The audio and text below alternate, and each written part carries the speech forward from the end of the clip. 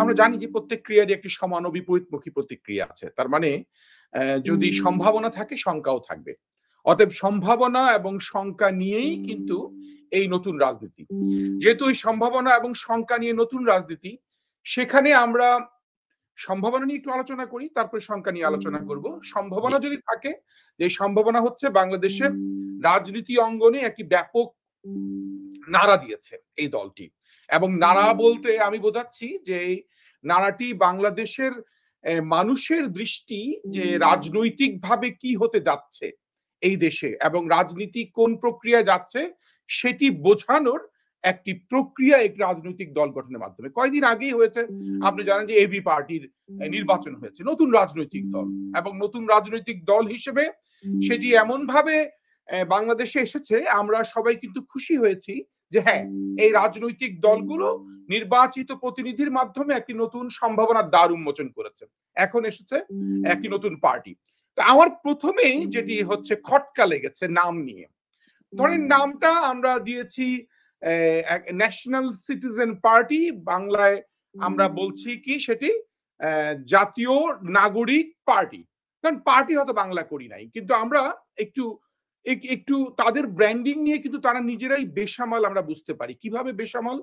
ধরেন তাদের এই বৈষম্য বিরোধী ছাত্র আন্দোলনের বিষয়ে, সেই সাথে ওদের এই একটি সাংগঠনিক কাঠামো অবস্থান, তারপরে তারা প্রকাশ করলো জাতীয় নাগরিক দল, যে জাতীয় নাগরিক কমিটি, সরি জাতীয় নাগরিক কমিটির মাধ্যমে তারা প্রচার করা।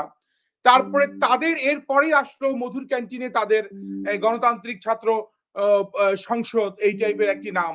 সেখানেও তাদের মধ্যে তাদেরই লোক, তারাই করেছে। তারপর তারা সর্বশেষ যে এনসিপি করেছে। তার মানে তারা কিন্তু কোন ব্র্যান্ডে পরিচিত হতে চায় এবং তারা তারা যে এই এক এক সময় তাদের এক একটি নাম নিয়ে আসছে এবং এখানেই তাদেরকে একটু বোঝা যাচ্ছে যে তারা বিভিন্ন জায়গা থেকে তারা বিভিন্ন গাইডলাইন নিয়ে তারা কাজ করছে। এখন গাইডলাইনের যদি আমরা আঙ্গুলি দেই, সে আমরা প্রথমেই দিতে চাই আমরা সরকারকে, যে আমরা বাংলাদেশের এই এই যে প্রক্রিয়া, সেই প্রক্রিয়াটির মধ্যে আমরা তাদের যে ধরেন তাদের বিরুদ্ধে না, তাদের ব্যাপারে সমালোচনা যদি করি তাদের বিরুদ্ধে যাওয়ার কথা না। কারণ কি, সেটি হচ্ছে তাদের বিরুদ্ধে তাদের ব্যাপারে সমালোচনা করা মানে তাদেরকে আরো এগুলো উতরে নেওয়ার একটি সম্ভাবনার জায়গায় চলে যাওয়া। অবশ্যই একটি বাংলাদেশে গণতান্ত্রিক পরিবেশ তৈরি হবে, বাংলাদেশের সকল রাজনৈতিক দলগুলো মিলে দেশটাকে তৈরি করবে, দেশের স্বার্থে কাজ করবে, সেটি যেমন প্রয়োজন ঠিক তদ্রুপ তারা যাতে কোন একটি সরকারের তাবেদার হয়ে একটি কিংস পার্টি গঠন করে, হ্যাঁ অনেকে সমালোচনা রয়েছে, অনেক পার্টি কিংস পার্টি হিসেবে এসেছে, সেই অবস্থানটা যাতে তাদের বুঝতে হবে যে সেই অবস্থানটা তাদের জন্য।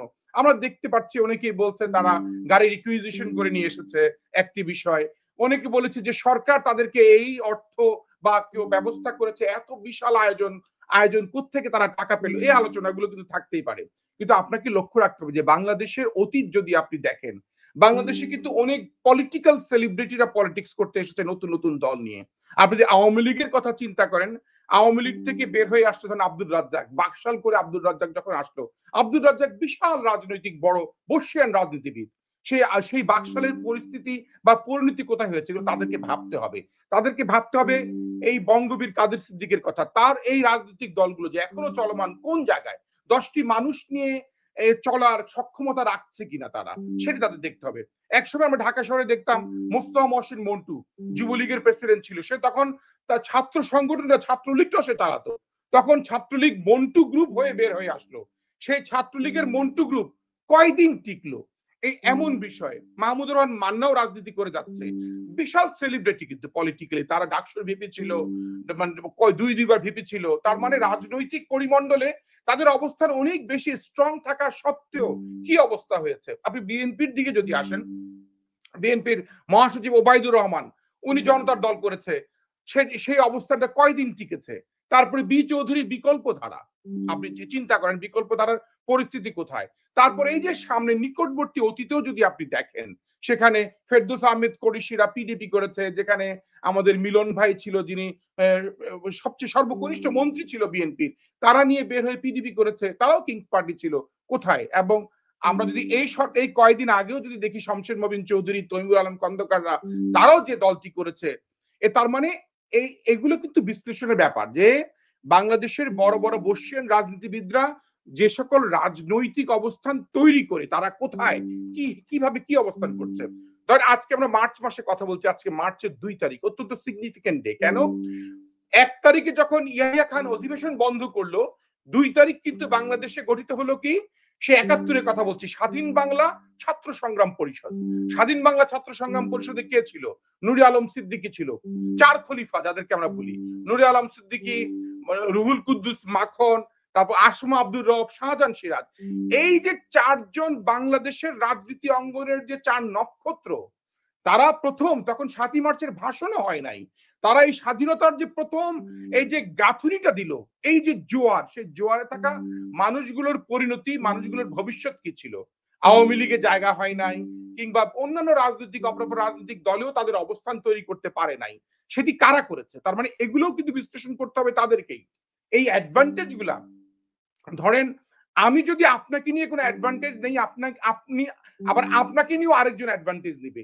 যে অ্যাডভান্টেজ ধরেন শেখ মুজিবুর রহমান এই মুক্তিযোদ্ধাদেরকে নিয়ে, এই 4 খলিফাদেরকে নিয়ে অ্যাডভান্টেজ নিয়েছিল। উনি উনি জাতীয় নেতাতে পরিণত হয়েছিল এদেরকে দিয়ে। কিন্তু আলটিমেটলি ওদেরকে কিন্তু আস্থা করে দিয়েছে বলেই আজকে উনি এবং উনার দল, উনার মেয়ে আজকে আস্থা করে চলে গেছে।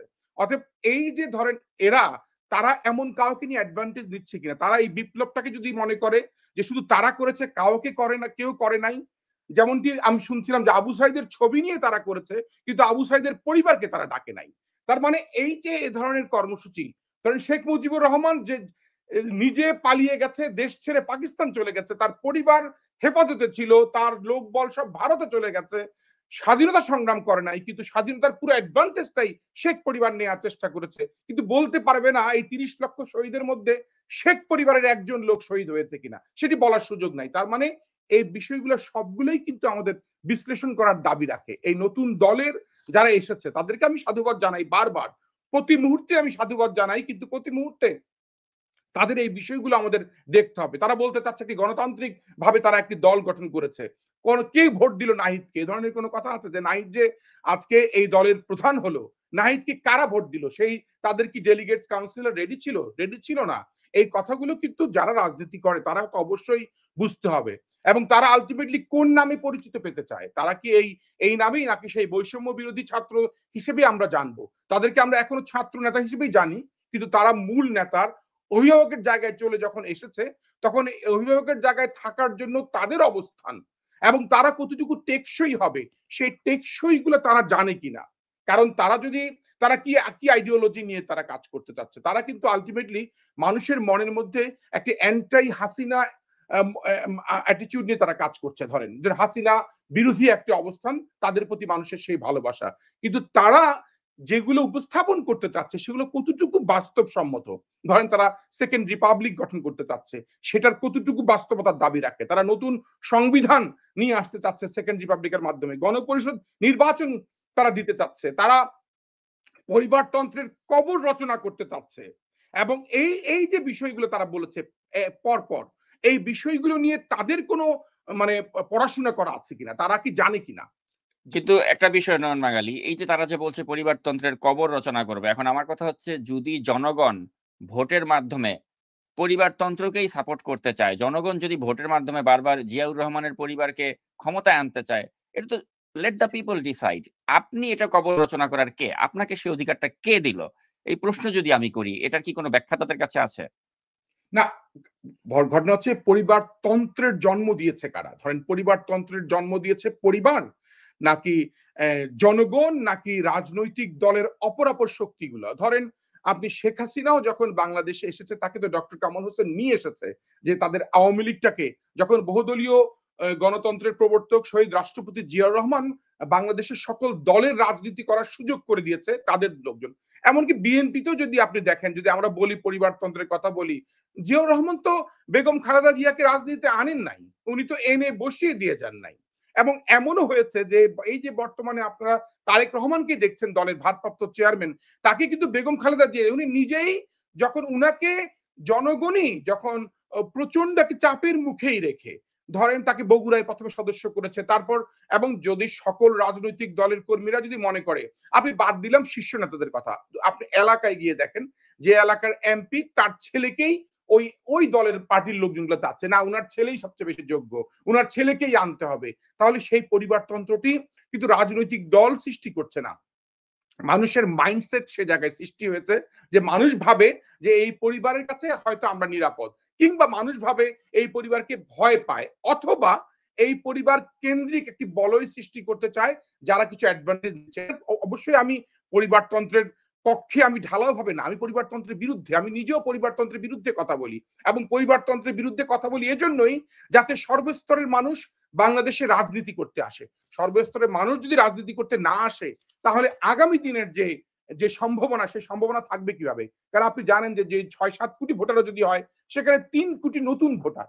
অতএব এই ৩ কোটি নতুন ভোটারের চিন্তাও আপনাকে দেখতে হবে। ৩ কোটি নতুন ভোটার পরিবারতন্ত্রকে বাছাই করবে কিনা? ৩ কোটি নতুন ভোটার সেই মার্কা কেন্দ্রিক রাজনীতি করবে কিনা? কিংবা ৩ কোটি, এইগুলো কিন্তু অ্যাডভান্টেজ তাদের জন্য।